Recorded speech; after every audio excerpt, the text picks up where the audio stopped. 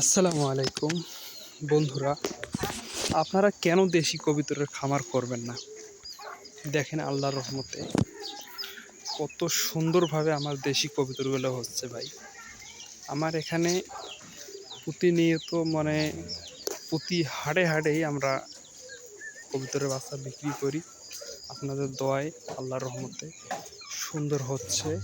খাওয়াতে হয় ভাই, খুদ, ধান, ভুট্টা এগুলো খাওয়াই। তো আপনারা দেখেন কত সুন্দরভাবে আল্লাহর রহমতে আমার কবুতরগুলো হচ্ছে। তো আমি এখানে আপনাদের মাঝে লং ভিডিও আজকে প্রথম দিলাম। তো আপনারা যদি সাপোর্ট করেন তাহলে নিয়মিত ভিডিও দিব, এরকম আমার একটা পরিকল্পনা আছে। তো আপনারা দেখেন আমার সেই রকম যে বড় খামার তাও না, কিন্তু মোটামুটি আছে আল্লাহর রহমতে। দুটো ঘর বানাইছি, প্রায় 10-15 বছর ধরে আমার ছোটোবেলা থেকে আমি কবুতর পালি।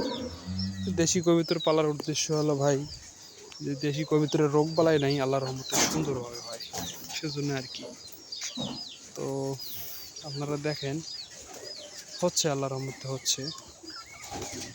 খাদ্য দিলাম, খাচ্ছে। তো আমার ক্যামেরা ধরার লোক নাই, সেজন্য আর কি।